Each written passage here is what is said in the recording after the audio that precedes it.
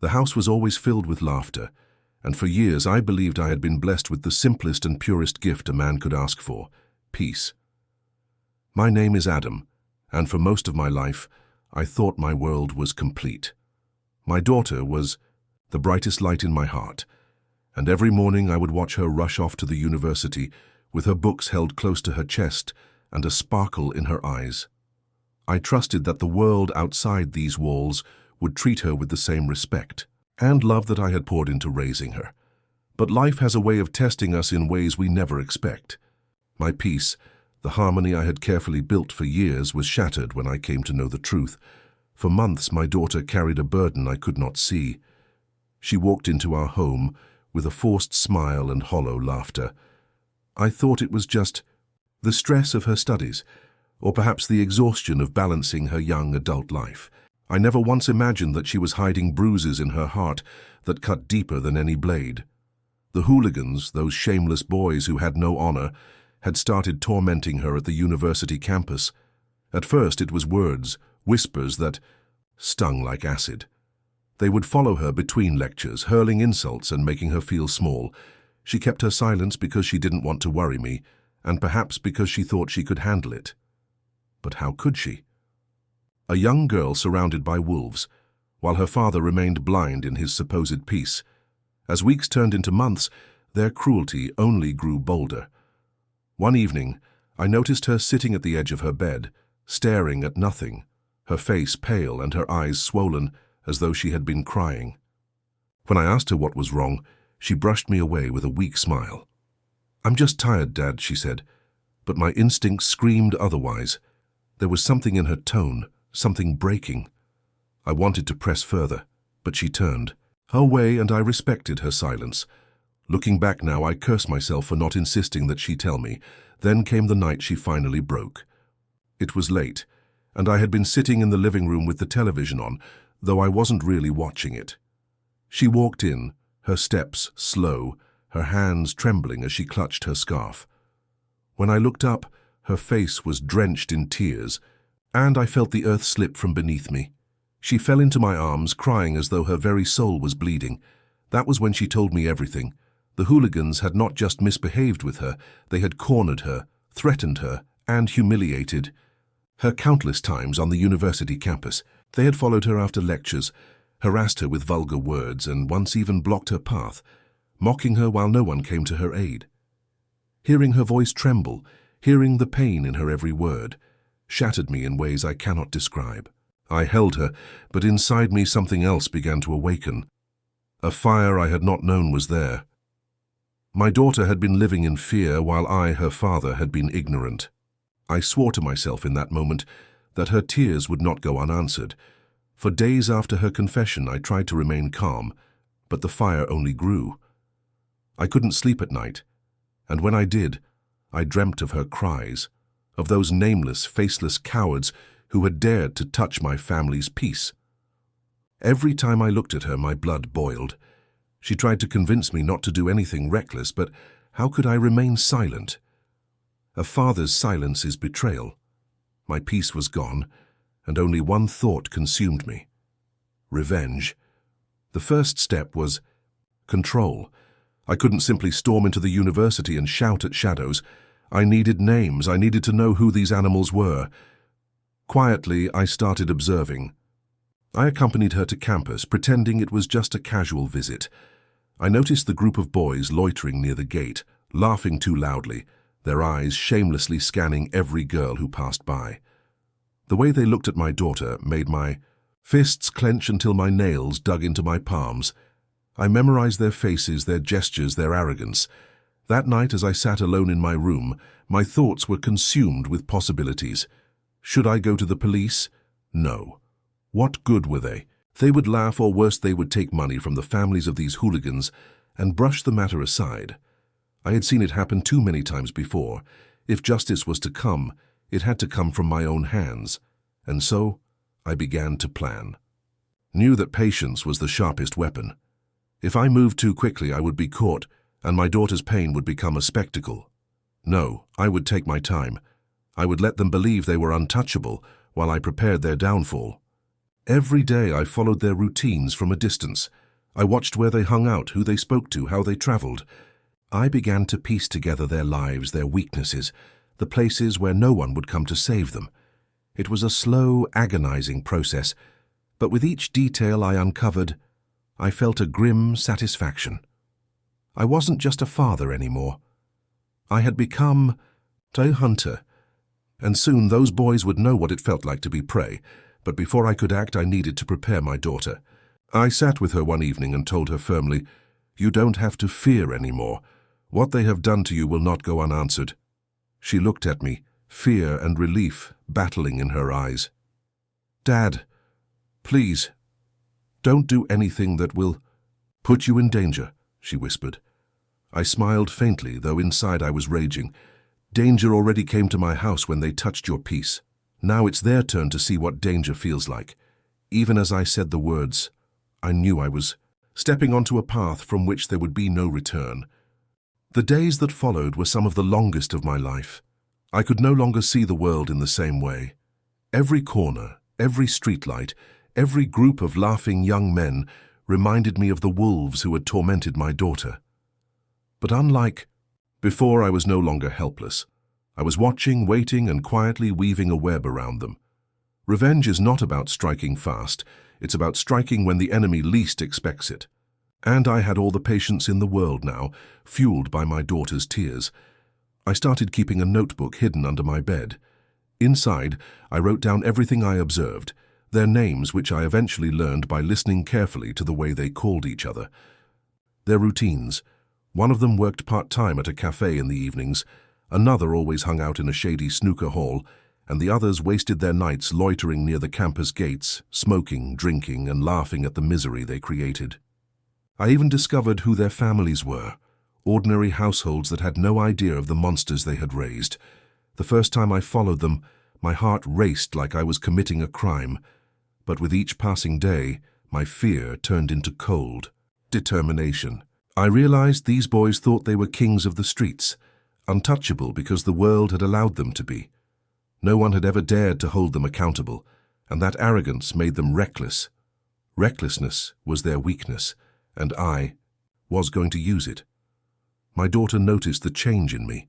She would see me staring off into the distance, my jaw clenched, my fists tightening without realizing it. One night, she came into my room and said softly, "Dad, please promise me you won't hurt yourself because of me. I don't want to lose you, too." Her words broke me for a moment. I took her hand and said, "You will not lose me. But I promise you this. Those who made you cry will never laugh the same way again." I began with subtle moves. One evening, when I knew one of the boys would be leaving the snooker hall alone, I followed him at a distance. He walked with swagger, smoking a cigarette, tossing the butt carelessly into the street. When he reached a narrow alley, I deliberately let a stone slip under my shoe so it made a sound. He turned sharply, his eyes narrowing into the darkness. For a moment, fear flashed across his face before arrogance returned. "Who's there?" he barked. I said nothing, just let him stew in silence. He eventually spat to the side and walked off faster. I smiled in the shadows. Fear had entered his mind, and fear is the seed from which destruction grows. Over the next few weeks, I repeated small tactics. A shadow here, a sound there, a whisper of movement. I wanted them to feel hunted. I wanted them to wonder if the same helplessness they had inflicted on my daughter was now tightening around their own throats. I could see it working when they began to look over their shoulders more often, their laughter less confident, their bravado slipping. But fear alone was not enough. I needed to break them, one by one. The first real opportunity came one rainy evening. The boy who worked at the cafe was closing up late.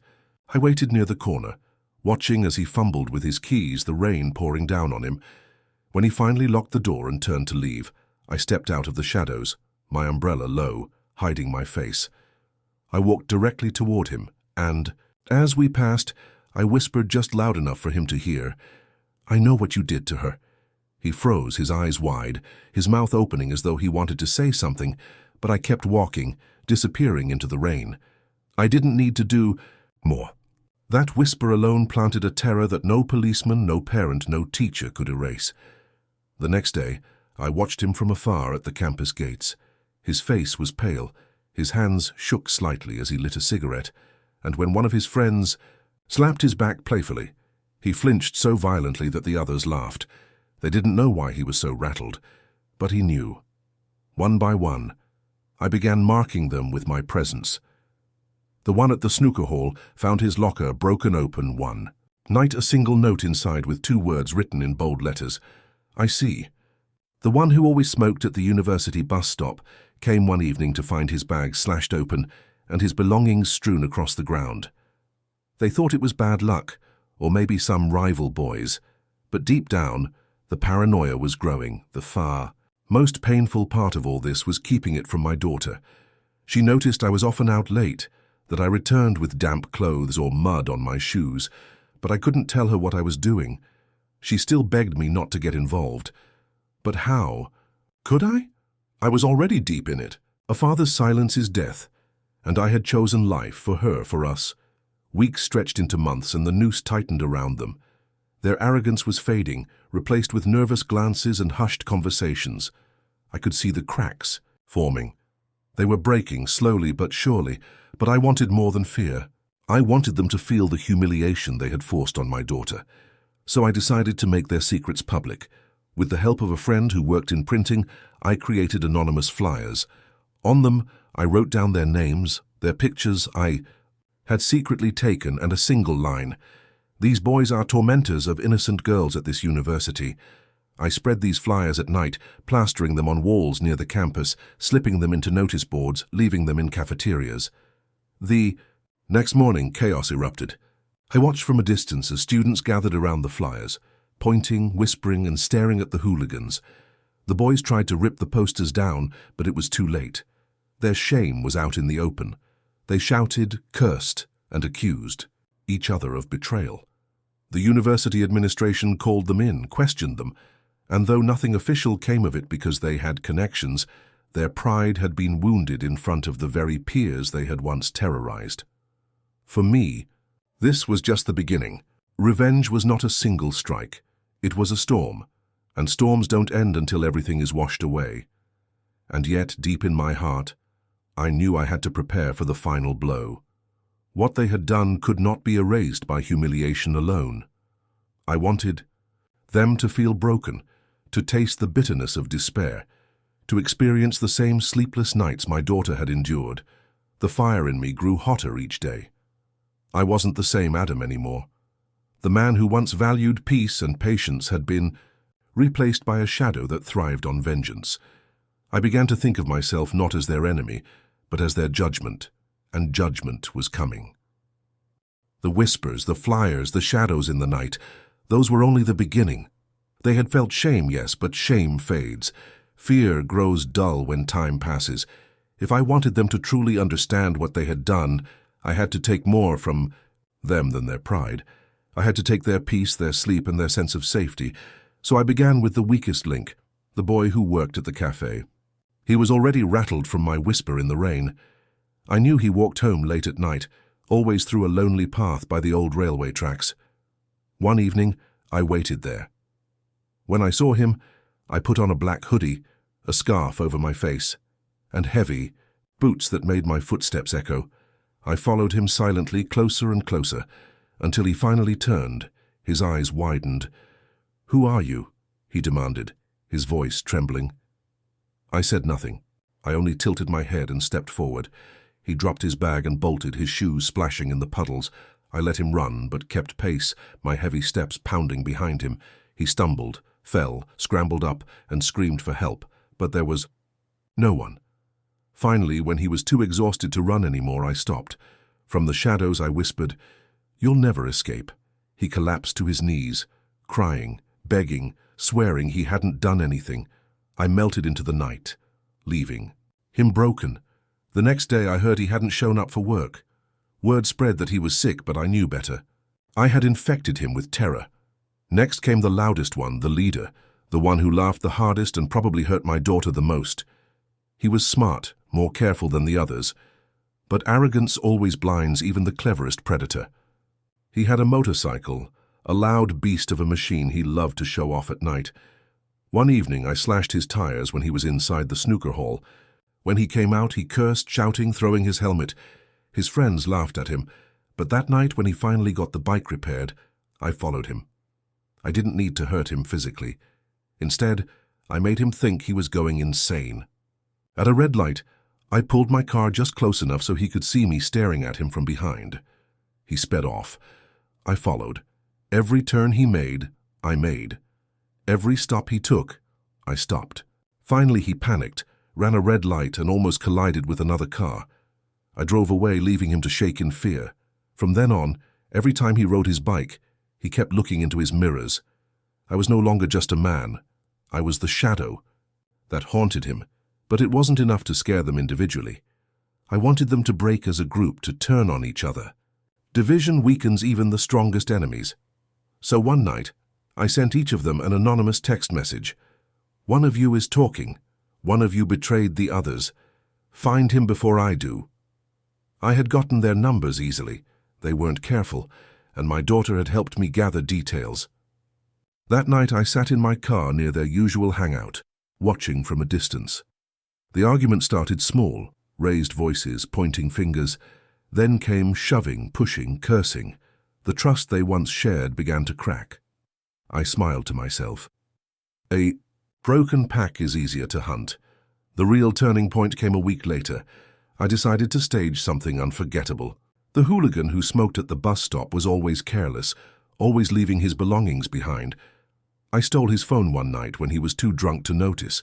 Inside, I found photos, videos, proof of their bullying, their drinking, their harassment of other girls. With those files, I had the weapon I needed. I sent them to their families, parents, siblings, even neighbors. The fallout was immediate. I heard one of them was beaten by his father. Another's mother cried in public, ashamed. Suddenly the whole neighborhood knew what kind of filth they were. Their families disowned them, their friends distanced themselves, and their safe world began to collapse. But still it wasn't enough for me, because every night I saw my daughter's eyes, red and swollen from crying. Every time I held her hand, I felt the tremble of fear still in her bones. Their humiliation wouldn't heal that. Their broken trust wouldn't erase her pain. So I planned the final act. I waited for a weekend when I knew they would all gather at the abandoned warehouse near the outskirts of the city, a place they used to drink, smoke, and plot their wicked games. That night, I arrived before them.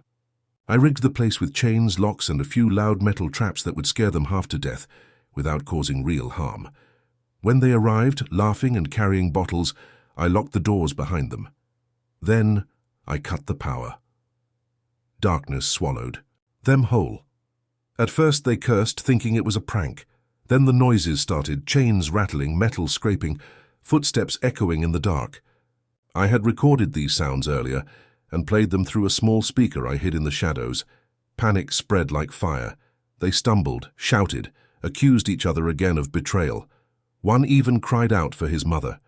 Finally, I spoke through the darkness, my voice deep and distorted. You thought you were untouchable. You thought the pain you caused would vanish. Tonight you will feel what she felt, helpless, trapped, afraid. They screamed, begged, promised they would change. But I didn't answer. I let the fear consume them. For hours I kept them in that darkness, listening to their cries, their apologies, their curses. When the sun began to rise, I unlocked the doors and vanished before they could see me. They stumbled out, broken, humiliated, trembling like children. From that day forward, their arrogance was gone. They stopped hanging around the campus. They avoided crowds, eyes always darting around in paranoia. The predators had become the prey, and me. I stood by my daughter's side, not as a man of violence, but as a father who had done what he had to. Did I go too far? Maybe. But when I looked into her eyes and saw the first real smile in months, I knew it was worth it. The weeks after that night at the warehouse were strangely quiet. For the first time in months, the streets outside my house seemed calmer. No rowdy laughter, no motorcycles screeching in the distance, no shadows trailing after my daughter when she walked home from university. But peace is never complete. Not after what had happened. My daughter, though safer now, still carried her wounds. Sometimes when the phone rang unexpectedly, she would flinch. If a group of boys laughed too loudly nearby, her steps quickened, her breath catching. Fear does not vanish overnight. It lingers, carving its mark into the soul. And as her father, every scar she bore felt carved into me as well. Yet I could see the small victories. She began talking more openly, sharing her thoughts, even daring to smile again. The colors of her old self, bright, gentle, hopeful, slowly seeped back into her world. Watching that gave me strength, but it also deepened the shadow inside. Me because, while she was healing, I was becoming something else. I found myself awake at night, replaying everything I had done, the stalking, the traps, the whispers in the dark. At first it had felt like justice, like I was finally balancing the scales life had tilted against us. But now, in the quiet hours, I asked myself, had I crossed the line? Was I any different from them? They had fed on fear, and I had fed it back, to them. They had left scars, and I had carved my own into their lives. Yes, I told myself, mine was for justice, for my daughter. But justice and vengeance often wear the same mask. It was one rainy evening when my daughter asked me a question. That struck me deeper than any wound could. "Papa," she said softly, "do you hate them?" I froze. The truth burned in my throat. Yes, I hated them with every breath. I hated what they did, what they stole from her, what they forced me to become. But looking into her eyes, I saw that if I admitted it, if I poured my poison into her healing heart, I might break her again. So I lied. "No," I whispered. "I don't hate them. I just wanted them to stop." She nodded slowly, but her gaze lingered on me, as though she could see the war raging inside. Weeks turned into months. I heard through whispers in the neighborhood that the hooligans were no longer the same. One had dropped out of university, too paranoid to stay. Another had turned to alcohol, heavier than before, his body wasting, his eyes hollow. The leader, the arrogant one, had left town entirely. Some said his family sent him away. Others said he ran. I didn't care. Their downfall wasn't my concern anymore. Or so I told myself, but deep inside I knew the truth. I was still watching, still measuring their suffering against the pain they had caused. And every time I found them broken, a part of me felt lighter. And another part felt darker. One evening, while walking past the bus station, I saw one of them, the same boy who once mocked my daughter as she trembled past him. He was slouched on a bench, clothes shabby, a bottle dangling from his hand. No friends, no laughter, just a hollow shell of the arrogance he once carried. For a moment I felt a rush of triumph. This was justice, this was balance, but then I looked closer. His hands trembled, his lips murmured nonsense. He was lost, destroyed not just by me, but by his own choices, his weakness, his family's shame. And I realized something chilling. I hadn't just taken revenge, I had ruined lives. That night I couldn't sleep. I walked into my daughter's room, where she slept peacefully, her face calm for the first time in years.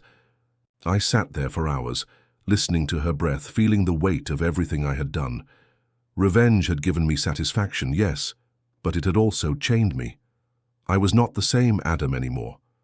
I was someone who knew the darkness too well, someone who had used fear as a weapon.